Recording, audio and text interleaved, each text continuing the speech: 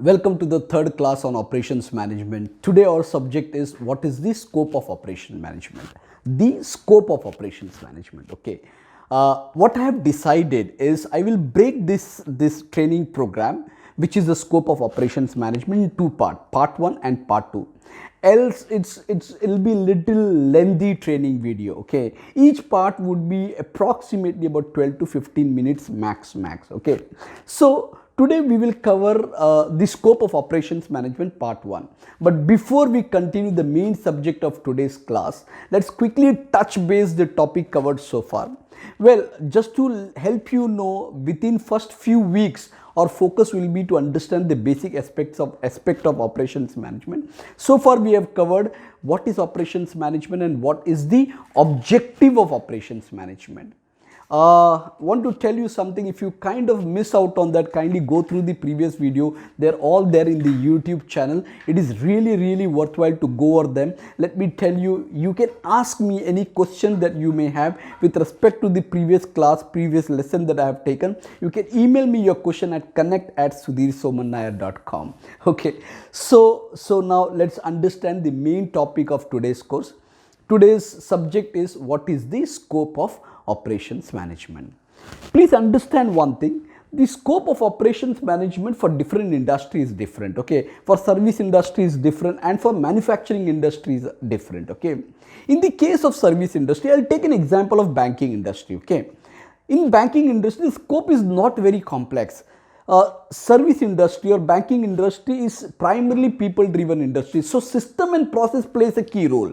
But for the banking industry, they have to be very selective about the location, because the performance of the branch is also based on the potential of the trade area that surrounds a possible branch. The general rule for any bank, okay, is the denser the population, higher the trade. Okay, also the strategic placement of the ATM machine is critical for success of any bank or business. Okay, for manufacturing industry, the scope of operations management is completely different. Okay, let us understand the scope in detail. I'll give you example of, when I'm talking about the scope, we'll take an example of a company that plans to manufacture motorcycle. Okay, so what will be the scope of operations management for a company who plans to start some manufacturing of motorcycle? Okay, the scope of operations management starts right from the conceptualization of idea. Okay, once the idea is conceived, the team works on the design of the product, like the physical appearance of the product, the dimension of the motorcycle, size, styling, performance of the motorcycle, what kind of chassis, suspension, aerodynamic efficiency, what should be the engine power, whether it's going to be 500cc, 750cc, etc., and what resources are required for the product development is defined in this stage. Okay, once the design is finalized, the team of engineers, okay, they work on the design of the plant layout. Okay, including keeping in mind what would be the material movement. Okay, these are all considered. Once the plant layout is finalized, then the selection of the production facility where the production will happen. The production location plays a key role. Okay, once the location is final, designing the plant layout, which I have already told, handling of material, production control and planning, defining quality policies and quality procedures, managing of material and plant maintenance. Okay, these are the scope of operations management. Please understand, I'll repeat again, the scope of operations management is interrelationship of activities shown here in the diagram. If you look at the diagram, it starts, the scope starts from product design, followed by process design. Then the team of engineers, they work on the plant layout and material handling. The location of facility matters. Okay, then the production planning and control, quality management, material management, and then finally is the plant maintenance. All right, we'll understand these stages, okay, in detail now, starting from the product design and process design. Okay, so for any manufacturing business, even before operation starts, these activities need to be in place to ensure the prime objective of the operations management is achieved. These are the activities which are very important to ensure the prime objectives achieved. Okay, so after the conceptualization of the idea, the next step is the product design. Product design is important factor, the most important factor. Let me help you know what is product design. Okay, there are many stages of product design as shown in this diagram here. All right, it starts from the generation of idea. After the generation of ideas, there is a screening of ideas. Once the screening is done, there is a feasibility study. Feasibility study comprises of market analysis, economical analysis and technical analysis. Once that is done, preliminary design, and then the pilot run and test, and then the product launch. Okay, these generation of ideas is generally done by the marketing department, because market departments have the idea of what is happening in the market. They have done the market research. They know better what is the market demand, okay, and what is the demand for what kind of product. Also, the marketing department generally comes out with an idea, but it also comes from the R&D department. Sometimes it comes from the sales department too. It can also come from external source like your customer, vendor, your competitor, your society, or sometimes from the government of the land too. Okay, after the generation of the idea, all right, the next step is screening the idea. Okay, whereby set of team member does the brainstorming session to identify the risk, or if there is any kind of risk element or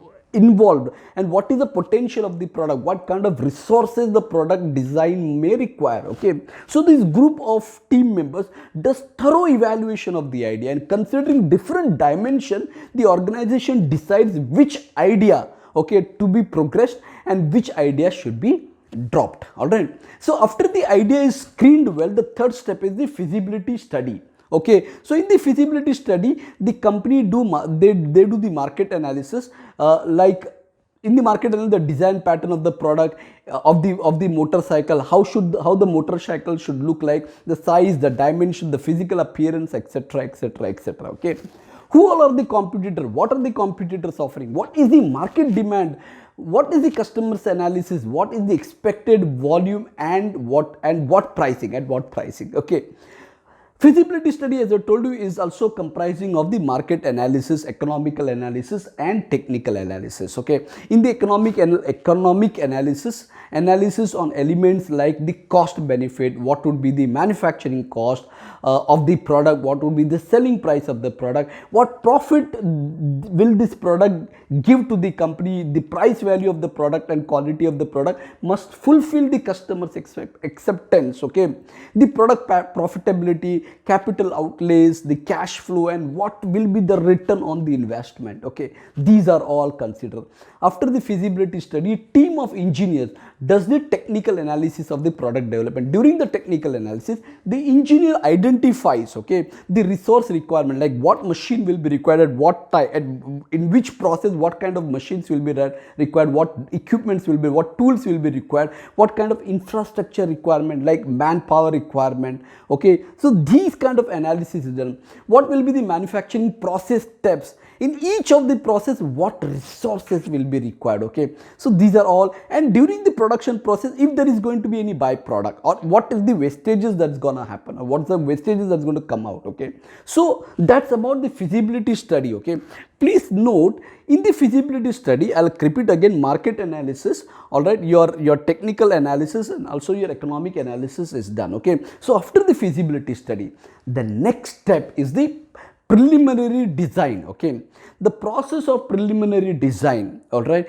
involves building of prototype. Okay, since I am giving an example of motorcycle, preliminary design of motorcycle is done today with the technology advancement. The engineers, they do the software modeling. Okay, like you can see in the diagram here. Okay, the software modeling and how it looks like. This gives the space away to the engineer to decide on the component. Okay, after the prototype is designed, testing of prototype is done. In case the design demands revision, amendment to the prototype is done by the engineers. Okay, after retesting is done until a viable design is determined, finally the viable design is finalized. Okay, as you can see in the design prototype modeling, the design incorporates both physical form of the appearance and also the design of the, like the shape, the motors, shape of the motor, the size, what is the color variant, the styling, the chassis, the suspension combination, etc, etc, etc. Okay,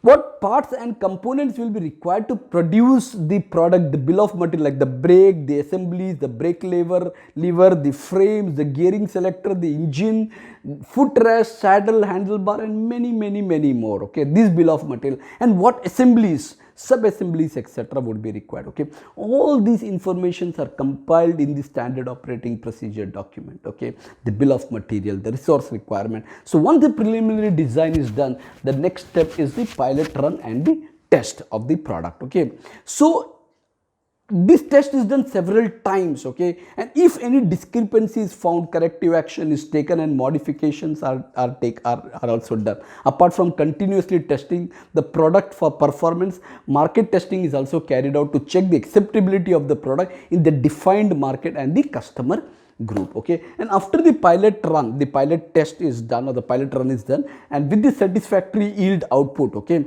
the product is finally launched in the market. The last step is the product launch. Okay, the product launch is also a strategy, how the product should be launched as per the go-to market strategy. Okay, so the product design comprises of generation of ideas, screening of idea, feasibility study, preliminary design, pilot run and test, and product launch, and the final is the product launch. Okay, so so far we have understood only the product design and the process design. There are other important elements too, like plant layout, facility selection, production planning and control, material handling, and maintenance management, which is the plant maintenance. Okay, which we shall cover in the next lecture, and all these are the scope of operations management. Okay, which will be part 2. So what I have explained to you so far is the stages and steps of product development life cycle, which is the important scope of operations management. So if the scope of operations management is well defined and executed, it becomes easy to achieve the prime objective of operations management, which is customer service and customer satisfaction, by providing the right product with the right quantity at the right price and at the right time. All right. So in the next class of scope of operations management, which is part 2, I will cover the other aspects of operations management. I'll repeat again, which is going to be the plant layout and the material handling, location of facility, production planning and control, quality management, material management, and plant maintenance. Okay, until then, thank you very much for watching this video. This is Sudheer Soman Nair signing off. Yes, if you wish to receive notification and updates, you may subscribe to this channel. All right, and thank you and bye for now.